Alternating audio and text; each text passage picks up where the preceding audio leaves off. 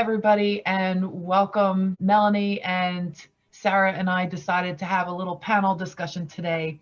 And what we originally wanted to talk about sort of morphed and changed a little bit. So we are going to have a discussion about some things that could trigger a lot of people.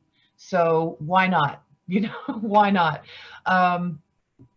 We really hope, and it's our sincere desire and hope to shed light and to shine light on topics that people are facing right now so that it can help them make the healing and the leap in their own ascension and evolutionary leap that they're looking for, that their soul is trying to get through to the ego. And this is how I see things. And I know Melanie, and I'm just going to call you Mel, if that's okay. Mel and Sara, I know you have a similar, from our previous discussion, what we were saying. What I'd like to do is ask you guys, I'm going to start right out of the gate. I'm going to ask you about victim mentality. And, when somebody is in a state of like something happened to them, like any type of victim situation, it can be domestic violence or abuse, or it can be, God forbid, like say rape or horrible things that happen to people where we call them a victim. When people are in that state, and I don't want to trigger or diminish anybody, but when somebody tells them that they created that for themselves, like that's a really hard pill to swallow. That's a hard thing to hear. And a lot of people that are sleeping do not accept that. And people that have been on the path that wake up come to understand that we attract and we repel situations and everything really in our life because we're the co-creators of our life. So what I want to ask you is, what do you think is the best thing for someone to do when they start to realize that they've co-created these experiences?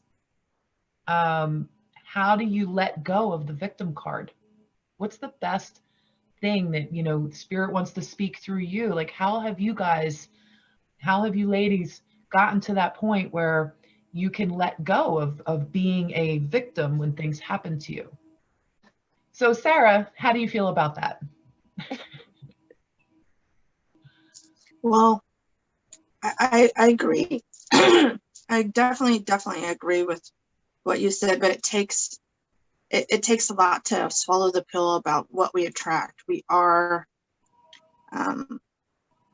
the divine one being, so we are the masters of our creations. The mind is such a powerful thing, and we manifest things and we don't even realize it. Just our thoughts alone is just sent out to the universe and it comes back to us. That's why prayer and meditation is so important. But yeah, for myself, I've always been in my head since day one. So I would say the first course of action to get off of that, what do you call it, the matrix of victimhood, would be to know oneself. Know that you have control to change any outcome, empowering yourself, loving yourself, and recognizing that you are your own creator. Of course, we're also gifted, and if you learn how to use your tools, your magic, you learn yourself, and you learn what triggers and what doesn't trigger you. So I think having that self-empowerment is what helps you to get out of the mindset of being the victim. Then you start being the survivor. I like that. I like that because it's so true. When things trigger you, if you're immediately not, let's say, taking that in and saying, why is that triggering me? What in myself do I need to work on? If you're not doing that, you're going to perpetuate the lessons that you haven't learned yet from the universe, because lessons keep repeating until they're learned. Yeah. And that is hard to say to somebody too, like, you created this, especially if somebody else did something to you to cause you physical harm or whatnot. It's really hard to say I created that when they did this to me. It's a hard thing. Mel, how do you feel about this? Okay. I absolutely agree with like every single thing that Sara said.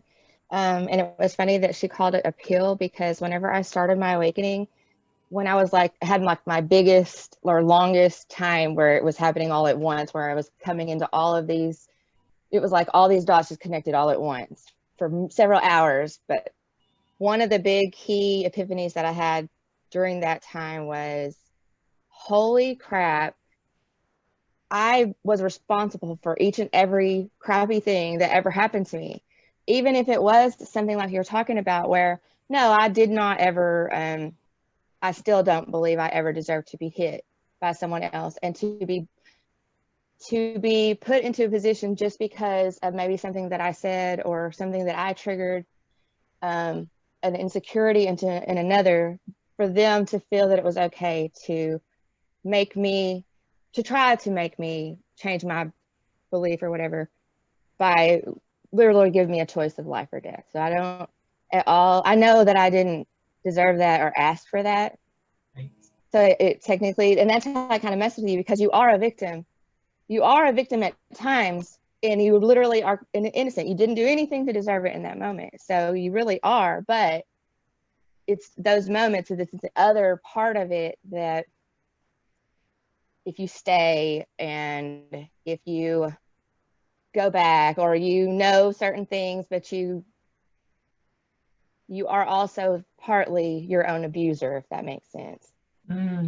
So anyway, that was the hardest pill for me to swallow when I first started awakening. Was I was literally responsible for each and every crappy thing that ever happened to me, in a sense. And I stayed in victim consciousness for a while without even realizing that I was in it, because in some aspects you aren't, to where it's easy for you to kind of distract yourself or just not focus on the parts where you still are.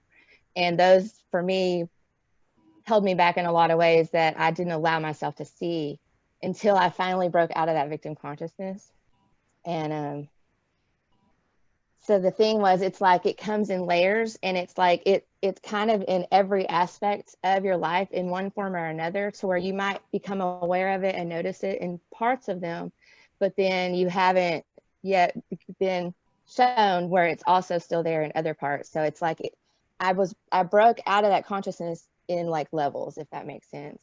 Yeah. And so let's see, what else did I want to say? Oh, like something else I think that y'all already said. It was like, until you have that moment of clarity where you even become aware that you're even in something, or you even have a certain pattern, or that something is kind of on repeat, it's more like you're on autopilot. So until you have that awareness, you can't really fix it, because if you're not aware that there's even a problem, you don't know that you even need to be working on it, if that makes sense. No, so this is the kind of thing I think could trigger people that are still in that mentality. And this is why I want to be very, very clear about the state of consciousness that we're evolving from 3D to fifth density and beyond.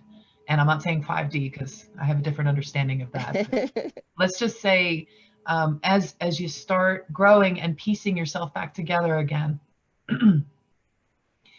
and the lessons that are repeated until they're learned, like we'll have to keep coming back to that, because once you have that awareness, like you were talking about, Mel and Sarah, pretty much the same thing, you guys are saying the same thing, until you are aware that you are the creator of your life, you take full responsibility, you claim that personal sovereignty, that means everything in your life you're responsible for in one form or another.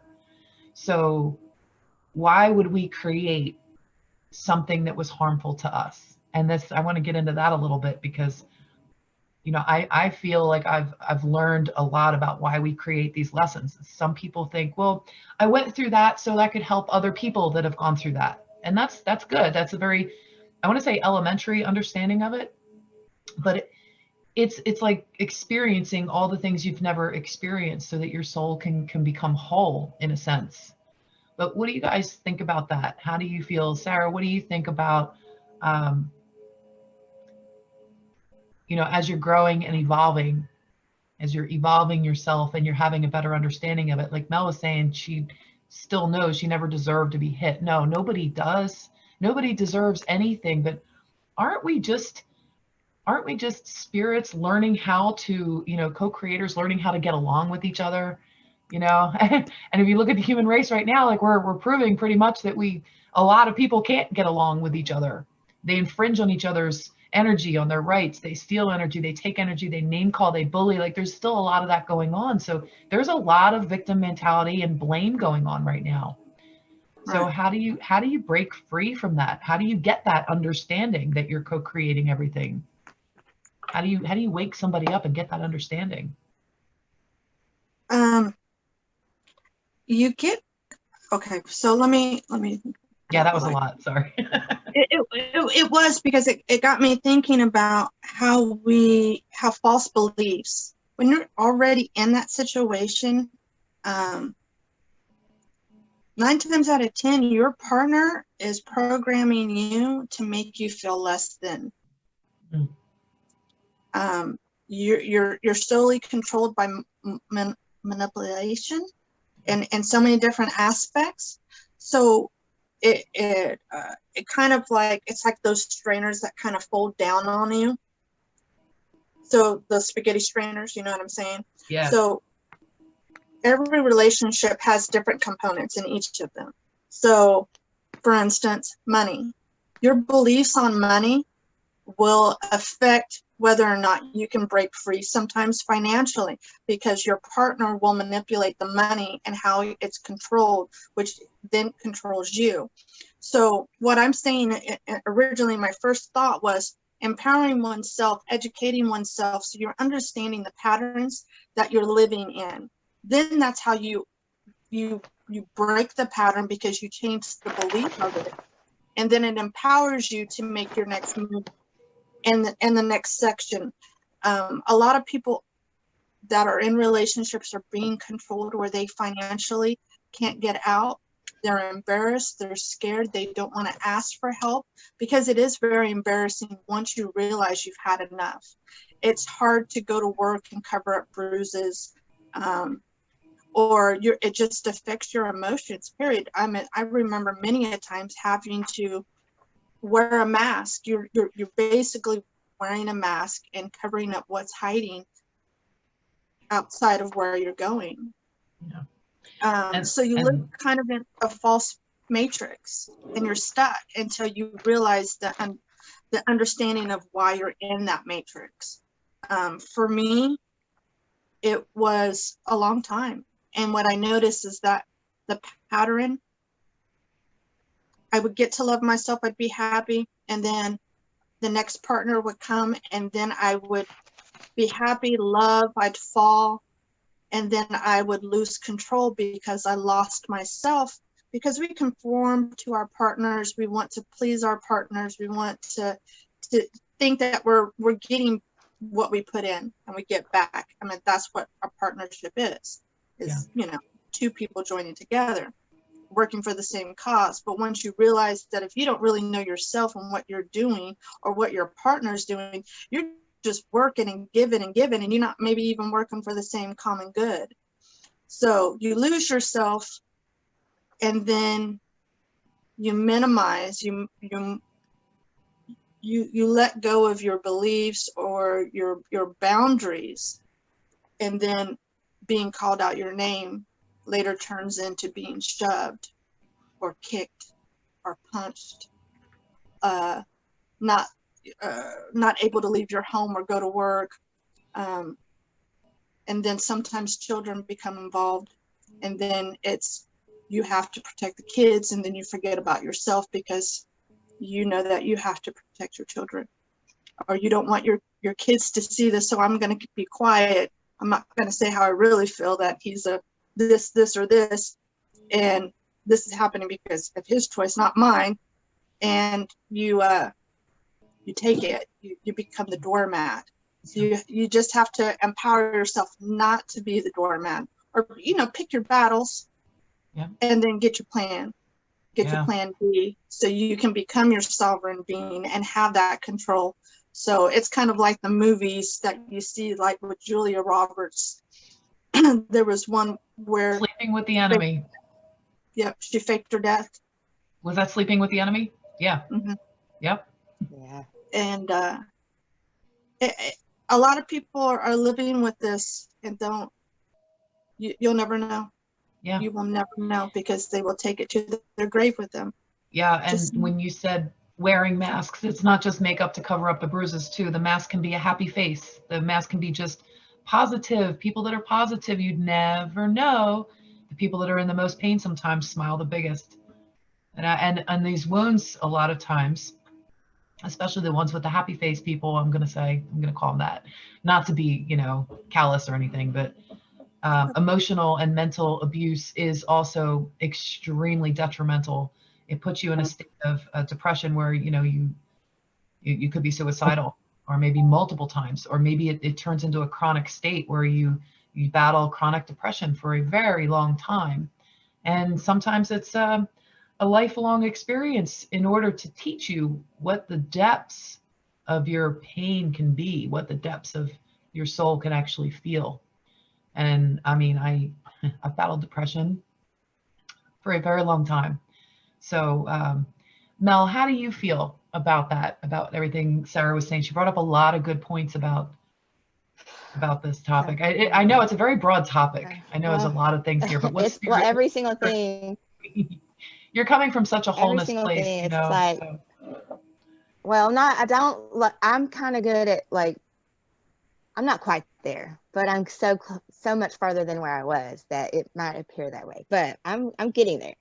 But so many things that she said, like, hit exactly right on. The first thing that came to mind when you first asked the question was a false identity. So what I realized was my dad got killed when I was 4 years old by a police officer. So then my mom was in abusive relationships. And due to my loss of my dad, the biggest fear that I had was losing my mom, or for her to be mad at me, or any negative feeling, I guess. So I pretty much became a professional people pleaser in a sense. I created a false identity in order to keep every single person that I cared about or loved in my life happy with me, to where they wouldn't leave me and we could be happy, right? So I'm really, really great at that, right? But I didn't even realize it was false, and I held that, like, I was really good at it for many, many years until I lost that identity in a sense. So I chose certain events in my life to awaken myself, if that makes sense. So I was in that, my dad got killed, my mom was in an abusive relationship. I was the only person in her life that she could then kind of, like, anything that she had that she was upset about, because she's in an abusive relationship, she can't vent to that person. So I realized it was my role to take that from her, because I'll take it because I want you to love me so much so that I'll do whatever I have to do. So I took that, and then as a mom myself, I became like the opposite. I would never like make my kids stay by herself to where my boyfriend doesn't get mad at me. I made all these absolutes in my code that I would never do those things to my kids, right? And I did that, and I held on to that for so long, but that also was still false, because I was denying that you're going to make mistakes, and I was denying those aspects of my shadow, right? I never let them come out until it just became too much to uphold that. You have too many players, too many people, you start to lose the ability to keep everybody happy, right? So it was like I had to have my entire core identity taken away from me, to where if you lose all of the things that you love and you have that are the most identifiers of your this image that you're playing, then, and you're not prepared to have lost it, like, because I had to go to prison, so I lost my kids, which I was, like, soccer mom. I literally made the American dream, the house, the car, the boat, the jet ski, the corporate job, all of it. But it wasn't fulfilling because it wasn't true. So I had to lose all of that. So anyway, I had to get taken away from my kids, and for 2 years. So if my whole identity was basically me and my children, because that our love was never broken, or it was never tainted. It was like we really had maintained that unconditional love bond. So I had to get taken away from that, to where it got replaced with the opposite.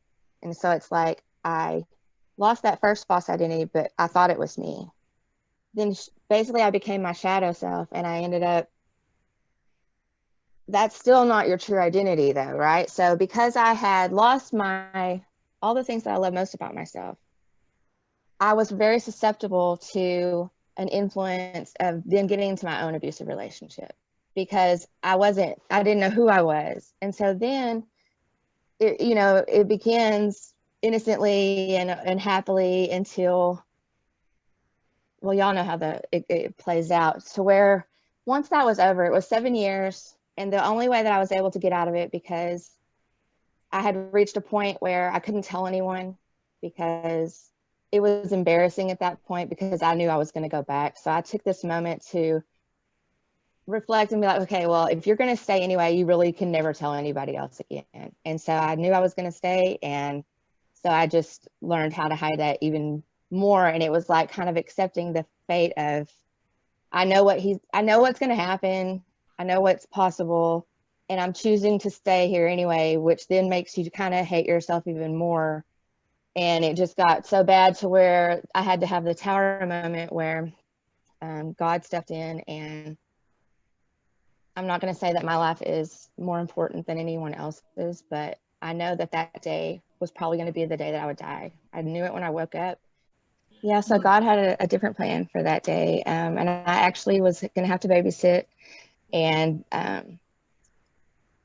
don't think this is the time for the whole story of that actual incident, but another adult entered the picture, passed by the house, caused this altercation. It ended up in like a gun being involved and a knife. And my husband, who was also the father of my youngest daughter, I have 6 kids, he ended up getting into that altercation and killed a different person, and then ended up in prison ultimately for manslaughter. So I'm not saying that my life is more important, but I know that was probably because I had prayed many times, like, if this is not going to stop, and if I'm not strong enough to do it, can you please help me? Just make him leave, whatever, to where I could get out of the situation. So I know that was an answer essentially to that. An answered prayer. Because yeah, wow, that's powerful. Do it. That's powerful, Mel. And so he ended up getting 10 years. And the thing is, like, I don't hold a grudge at all. I instantly forgive people. I'm Taurus. I think part of that is like, we just want to be peaceful, Yeah. So I'm a Taurus too. That's right. So it's like just our natural thing. It's not that I'm necessarily just a people pleaser. I like peaceful. I like happy. I want everyone around to feel their best, Yep. So anyway, he got 10 years, and I still went and, took my daughter, and he's actually living right here on my property right now because he had nowhere to get released to. But another prayer was, if that would ever be possible again, please don't allow him back in my area. So I actually let him come to the RV on my property when he got released after 4 years. That was almost 1 year ago. And I did that. And I don't know that it was the right thing, because it hasn't been completely easy or smooth sailing. But I felt like I did it for the right reasons. One being so that his daughter could see her dad, because it's important to me that my kids see their dads, because I lost mine. But then I also really felt, and I've actually been shown many times, that although it's still a tumultuous relationship between my older children that were there during the abuse, to see what was done to me and to see the drastic difference in who I was before in their life, and then who I was during that, which ultimately led to a lot of, how could I expect them to respect me or to trust me when I was really not respecting myself or trusting myself or loving myself? So they still harbor very intense, and rightfully so, feelings towards him. But I felt like that situation, he's probably the only person that could trigger up those feelings that we had suppressed for so long, that you don't realize are still lurking in there, even when you get removed from the situation.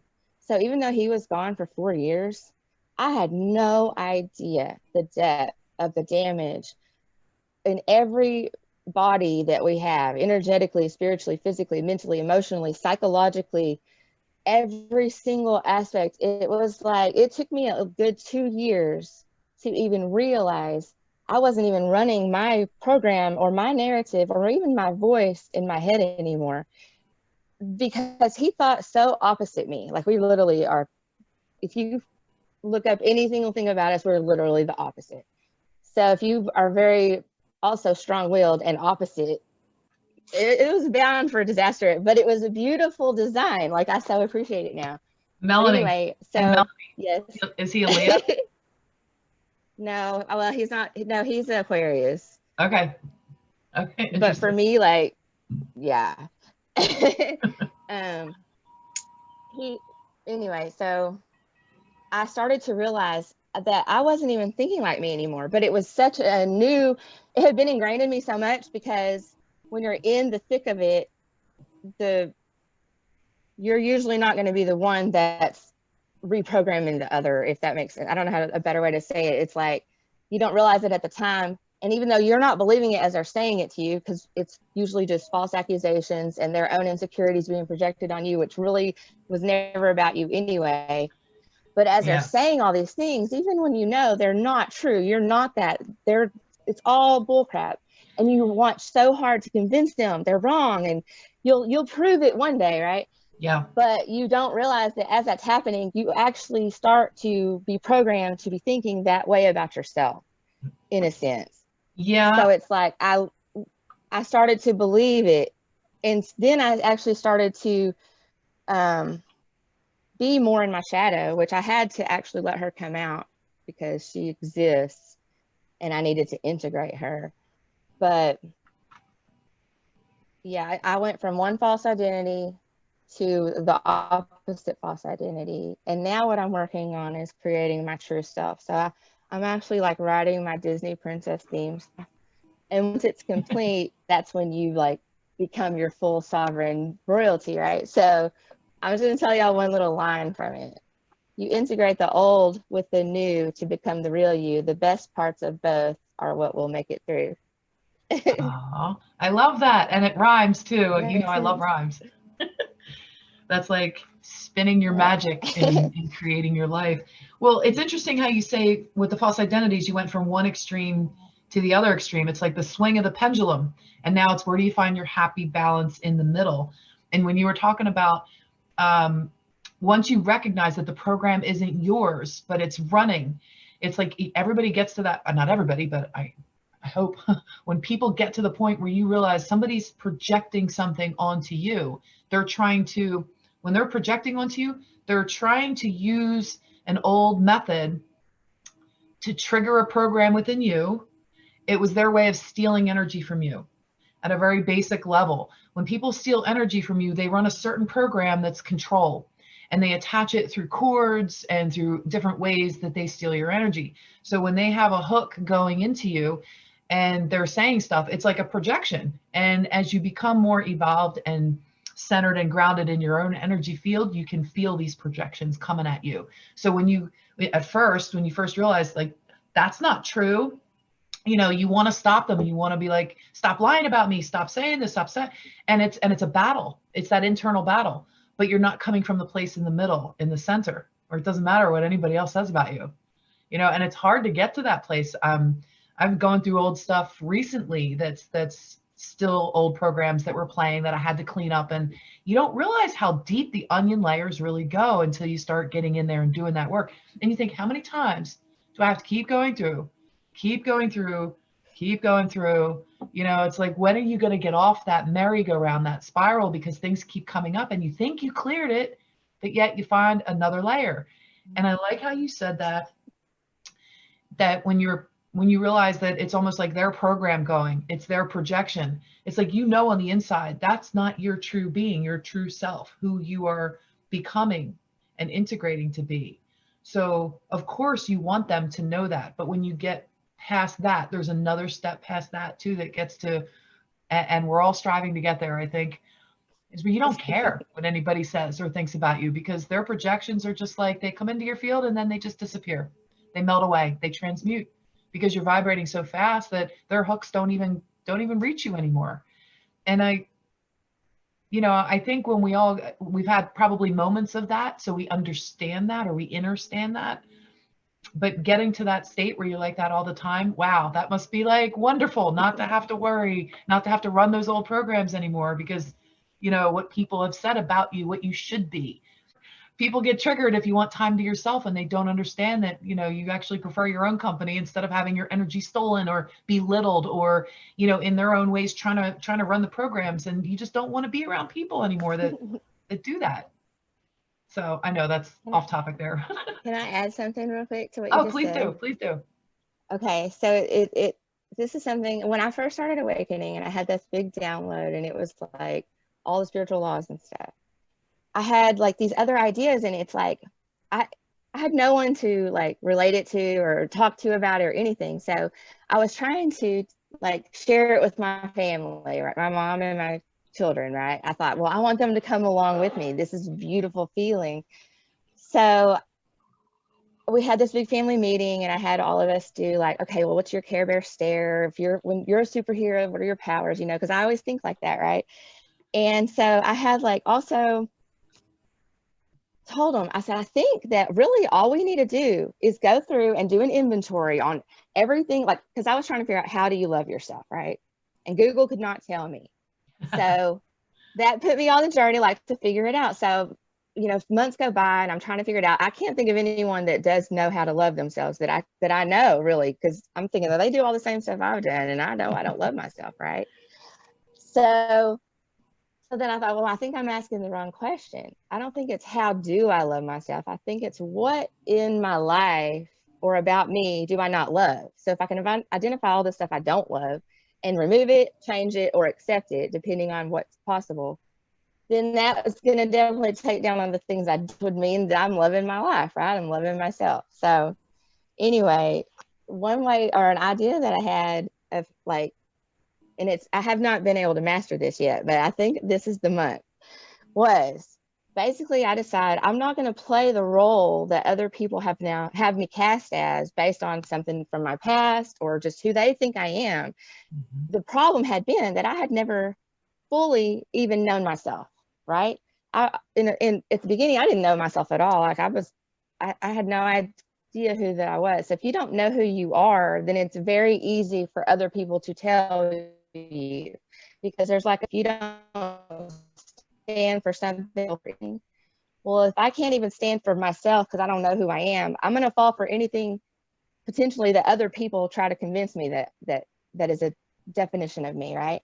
So my idea is to go through, do that inventory, and however deep you need to go with it. And I think it's something that people probably could do on a regular basis, you know, but that initial one is like literally going through all your beliefs, all the people in your life, your job, every single thing, and doing that inventory. And then, like I said, either changing it, replacing it, or accepting it, right?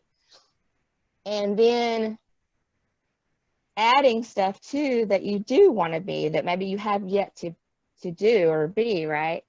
But to define yourself in a sense, right? So it's like if you were going to be an actor on a movie, they're going to give you this script and they're going to give you this description of who you are. And actors do it all the time. They go in there, and it's the really good ones become that person. They live it, they do it, they be it to portray it as so real, right? And we could essentially all do that. Yeah. But for ourselves, write our role, and then don't let anyone else cast you in any role that you didn't define for yourself. I love that. So I think I'm going to try that. I'm literally, me and my mom have been talking about it for a couple of months. I told her by tomorrow, because it's the 11th, 11/11, she better have her character written out. Who are you? And also some of the things are, who are you not? Because there are some things nope, they're no longer welcome in my existence, yeah. Right? I've experienced it. Nope, I'm not that. I don't care what you say. Anyway, sorry. So we're going to do that. Excellent. And then we're going to make copies of it and give it to the people that are in our life and say, this is who I am now. Forget who you ever knew before. Don't put that bag back on my load. I threw that baggage off already. This is who I am. If it's not in here, or if I don't give you an update or whatever, this is me now, right? And then they can do the same thing and then hold each other to it, because you're going to be tested. Some things you're not going to realize were autopiloted, you know, and it's going to pop up. But if you are doing this with like some people that you love, that are trying to be their best self too, then not that anyone else is not trying to be their best self. I don't want to sound like that. Sorry. Anyway, then then as you see like other little things pop up, because you made this agreement together that we're not saying this to like, I'm not giving you a hard time. I'm trying to help you right now. Like, hey, didn't you say that's not there anymore? Or didn't, and then we kind of keep each other until it just becomes our new norm, our new. I love that. I love that you have supportive family that wants to do this with you too, because, you know, some people don't have any support, or they're in either alone, or they're in a situation where they're not really alone though, or where their family is not where they are, and they're choosing to evolve and ascend in the midst of, you know, a chaotic situation where there's just programs running all the time, and it's like a bucket of crabs. And I've used this analogy before. In a bucket of crabs, you don't need to put a lid on it, because when one crab starts to crawl out, the rest of them will just pull it right back down. And so I know people right. Well, that's how it actually has been. But my mom and I are the two that kind of made it. My teenagers and stuff, they're not quite ready, but I realized it was wrong of me to spend the 4 years trying to get them up, because it didn't make sense to them. I'm not even living it yet. So once I be the change, I think that'll help them kind of move up faster. But it is nice that I have my mom. So you're the rising tide in your harbor, and the rising tide lifts all ships in your harbor. And that I look at that like, you know, your space, your personal space where you're at in your division. When you are lifting your light, you're center pointing your pillar of light, and you become that pillar. You can write the role, like you said, of becoming your higher self, allow those integrations to come in. But as your rate of vibration and your frequency increases, you're affecting change in your space. So people that come into your space are going to have to come up to your level, so to speak, unless you drop your vibrational rate down, you know, which sometimes we just, sometimes it happens, and sometimes we just do it, you know, it just fall into it. Right. I don't know, Sarah, you have a bunch of people living at your place. Yeah. What did you want to say? I was just going to say, I had a soul sister kind of wake me up to the beginning of my journey of the self-love and knowing who I am, that I am mentality. She gave me the assignment. She's very intuitive and very blessed with knowledge. And she had told me, she goes, Sarah, Bug, what do you love about yourself? What tangible things do you love about yourself? Or non-tangible? And you know what? It really took me a hard time to look in myself and write down 10 things. So I did that first assignment. And then the second assignment was go to your daughters and ask them to write down 10 things that they loved about me. And I did it. And I was amazed to see the difference between each of my kids. But that also put me back on solid ground to make me aware of how my children viewed me. Wow. And that gave me an opportunity to pick it apart and understand the choices that I have made have affected them and how it's affected them. So I realized that each of my children absorbed my choices on how we were going to live our lives. And so I learned from them what I needed to change in myself and what I needed to do to reprogram the beliefs of the choices that I've made, that I showed them. You know, I wanted to teach my children to always love and forgive and forget, but don't be somebody's doormat. Right. So I've had to show them how to set boundaries, how to love themselves, to be comfortable in your own skin. If you're passionate about something, to keep going for it, regardless if anyone around you understands. It doesn't matter anymore. Do what makes you happy. That way they learn to listen to themselves. And I noticed that instead of trying to get them to change, that when I was changing myself, they followed suit, especially when I was upholding the boundaries. When you give in, after you've set a boundary, it's just like being an addict. You have to quickly regain, regather yourself and reset the boundary and recognize, hey, I got suckered that time. It's all right. Next time I'll see it coming. I'll listen to my gut when it says, hey, take your ass home. Don't go there. Yep. Or be quiet. Use, and grounding in that wisdom, you learn to not, like, kind of like we were saying before, they'll start to throw that energy at you to trigger you so you can play back. Learn to be the bigger person, learn to take the high road and necessarily not buy into it. And then you protect yourself and you protect your energy. It's almost like you're putting that invisible bubble up around you. But I guess I'm looking back at my notes, and I guess what I want to instill is that we're all divine to the sense of royalty. We all have a crown.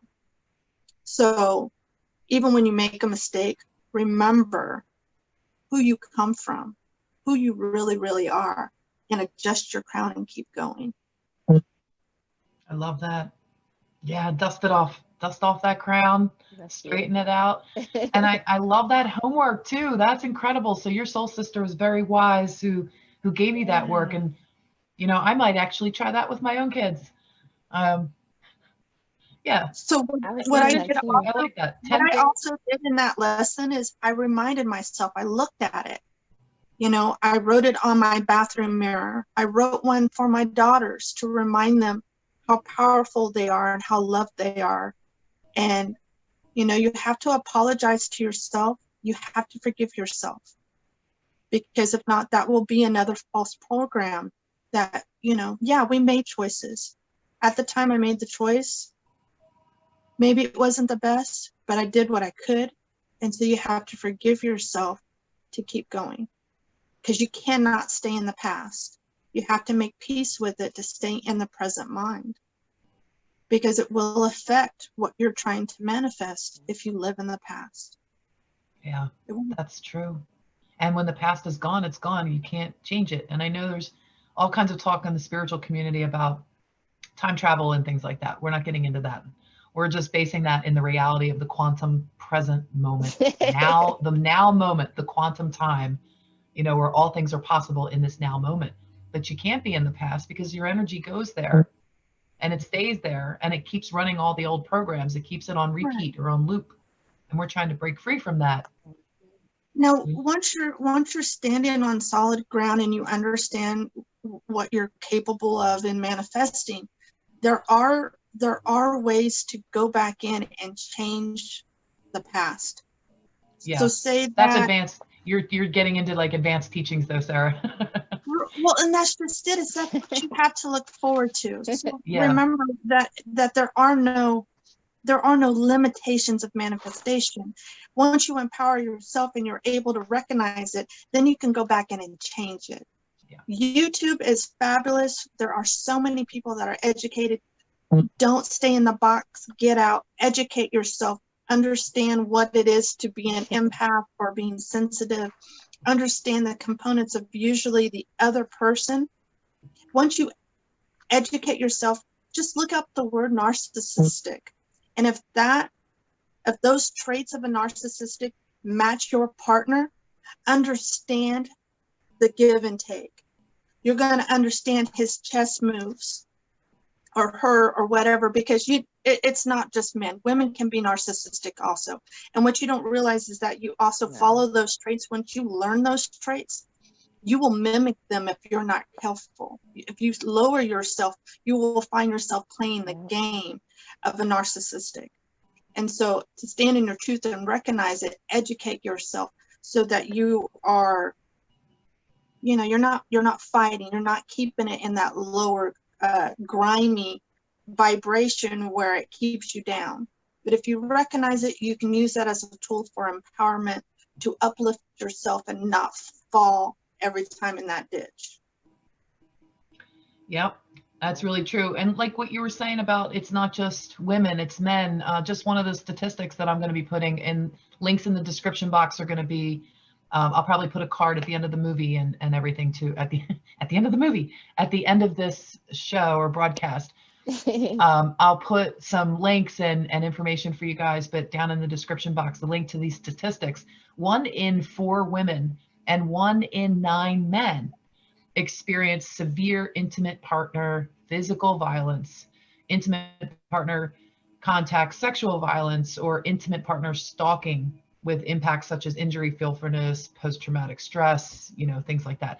So you can look at the list of statistics I'm going to provide you guys if you want to go and check that out. But that's a lot. And there's a lot more. When you start looking at the statistics, you start to realize that men don't report it nearly as much as women. It doesn't mean it doesn't happen, or it doesn't mean that it doesn't happen as often. It just means they don't report it as often. So we just need to be aware of that. Narcissistic is a good word for everybody to look up and truly understand what that means and what those patterns are. So yeah, taking the high road, Sara, that's something that we all kind of learn to do, because we have these emotional responses when we get triggered, that we want to prove that we're right, or we want to prove that someone else is wrong, especially if they're attacking you or what appears to be lying or misleading people about you. You want to prove that it's not true. And that's an emotional response to an old program. You don't need to prove anything. Your actions speak louder than your words, and the fruit on your tree will show whether it's rotten or whether it's delicious and wonderful and good. So yeah, you reminded me recently about something that you were saying, something about take the high road. And, I remember when I counseled with you and I was asking you about something, and you said, just take the high road. And it's good advice. It's really, really good advice, because we all need to be reminded of these things, that, these programs are deep, they run deep, and our emotional reaction to them is when we can learn how to pause and choose what and how, or whether or not to react. Right. Sometimes sitting, no reaction is also a choice. And I've been working on that one for a little while now, but man, you got to be really, really sharp to get that all the time, because like nobody can do that all the time, or we wouldn't be here in a body, right? Right. And see, and just you saying that, it made me think about what you had said about, don't necessarily think that you're going to get in a fight and have your armor on, because you can't fill it out if you have your armor on going ready for a fight. That you need to really just stand beside yourself and take it all in and quietly listen to really fill out the situation. But there's been so many times that I've went in looking for a fight, or thinking that I was going to have a fight, and I realized that I was sitting there all tense and upset and then ready for it, and nothing ever happened. Yeah. So that's when you have your armor on, or right? It's heavy. Same thing, but oh, go ahead, Mel. Sometimes I've done that, and I think sometimes I've done that same thing, because I'm based on past experience or whatever. You anticipate that it's going to be the same situation, and you go in, you're ready for it. I think sometimes I probably even ultimately probably was the cause of it, because I was so ready for it that they picked up on that energy that it actually manifested it. Yeah. And you get to know that when you get to know thyself. The more you get to know thyself, right, the more you're becoming that pillar in yourself, that higher self integration, the more you get to realize that you are creating that. And that's true. Like going into a fight, like Sara, if you have your armor on, they see that. It's like coming to, a fight and having a weapon. Are you prepared to have that weapon used against you? Because you could lose that weapon in a fight, and it could be used against you. So you don't bring a weapon to a fight that you're not prepared to die from. Like that's the training. That's my martial arts training coming out a little. Yeah. But it's the same thing. Like if you're going in with that That's energy, so true, like Mel said, you have that energy. You're going into that. You're expecting that, and expectations. We know expectations prove results most times. Especially the really strong ones, you feel, the more feeling you have behind it. Yeah. So there was something else that I wanted to add to what you were saying. Sorry, go ahead. I can't remember. Well, I was just going back to how do you regenerate how to love yourself? Well, consciously and subconsciously, we don't tell ourselves enough. So this is something that I did that helped me. You know, prayer is important. Meditation and prayer are very similar. So this is really going out to the people that this may trigger. This is one way that I learned myself. I don't know if you have a beaded necklace of any kind. I use a mala. It has 108 beads on it. You could use a rosary, but sit and tell yourself with every bead that I love myself. I love myself. I love myself. Say it out loud. You need to hear it. Your heart center needs to hear that. Your subconscious needs to hear that you love yourself. And you do that 21 days. Take 5 minutes, sit in your car in between your breaks, or as you're sitting up a stop sign. Tell yourself, I love myself. I love myself. I forgive myself. I love myself. Once you do that, it's going to trickle out around you. You're going to see it. You're going to feel lighter. You're going to feel better about yourself. But you have to believe it. I know it'll sound corny. I know it sounds corny. I know it does. Mm-hmm. But you have to, if you can get past the corniness and do it and believe yourself, you're going to feel awesome. You're going to bounce back. You're going to feel empowered. You're going to start feeling the creativeness bounce back in you. And you're going to dream again of things that you want to do or things that you love about yourself and that you want to do, what you want to manifest. So try it. Not corny at all. It's not corny at all. There's mantras that when we have to reset our energy fields every morning, and if you just stand there, you're ready to leave the room, you've made your bed and you're getting ready to leave the room. Stop for a minute. Put your phone down on your bed. Put whatever down, put it down. Just stand there. Close your eyes and just stand. Feel which direction feels best to you. I usually stand in the morning facing the east. That's just my preference. I do all directions, but I start facing the east. And I close my eyes. And I say my mantras, and it's I am light, I am love, I am peace. Like I say my I am mantras. And you're right, saying it out loud really does trigger something. And I started this a while ago. I'm not perfect. I don't do it every day. I try to now, but some days it's like I'm in a hurry to get out of my room and get going, but it is what it is. Yeah, just moving the energy around, activating your chakras, aligning things. And I'll tell you, you'll know if you're aligned if you just lift one foot up. Just stand with one foot up. Stand in balance. Use your hands to balance if you have to. Stand in the prayer, whatever. Lift one foot up and then do the other foot. And you think you got that, right? You think you got that down? Close your eyes and try it. There's your challenge. Try closing your eyes and lifting one leg up. That's it. And if you're energetically aligned and in balance, you won't immediately feel like you're going to get knocked over. And it's not easy. So what do you do? What do you do when you get knocked over? You stand there, both feet, you open your eyes again. And then you stand with one leg with your eyes open. And you move the energy around till you feel balanced. And then you gently close your eyes a little bit so that you can see a little. But your eyes in this 3D world are tracking you and keeping you there. But that's my tips is for, it ties perfectly in with what Sara was saying too. So you can get beads, you can say it, but saying out loud what you are. I am this, I am that. Saying your mantras. Very, very helpful. Yeah. Melanie, you have any final words? Any advice or anything that you do that helps you?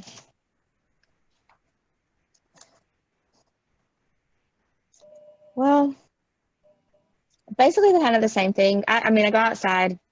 I love where I live, like on this land. And plus, since being a Taurus, connecting to Earth, like just always, it pretty much instantly grounds me and aligns me. I did not know about the foot trick, so I got to try that though. But I just have, like y'all said, like little mantras, or just throughout my day, whenever I have moments where maybe I didn't react exactly like I'm hoping to be able to, I'm getting better at forgiving myself almost instantly and appreciating the opportunity to see where I'm still getting triggered, and then just I'm pretty much run little scripts in my head depending on what's going on, just to keep me on track until it becomes my new script all the time without having to try. That's good. That's beautiful. Well, I want to thank you ladies for joining me today. This has been quite an interesting conversation. I know we intended it to be one thing, and it has to evolve the way Spirit wants. And I just really appreciate your humility, your willingness to share, your courage, and your love and compassion that's coming through. So thank you, Sara. Thank you, Mel. Thank you. And we'll talk again real soon. All right. Bye, everybody. Bye. Hi, this is Linda. Thanks for tuning in. If you resonate with this video, or if you receive some benefit from it, would you please consider sharing it? Thanks for your support.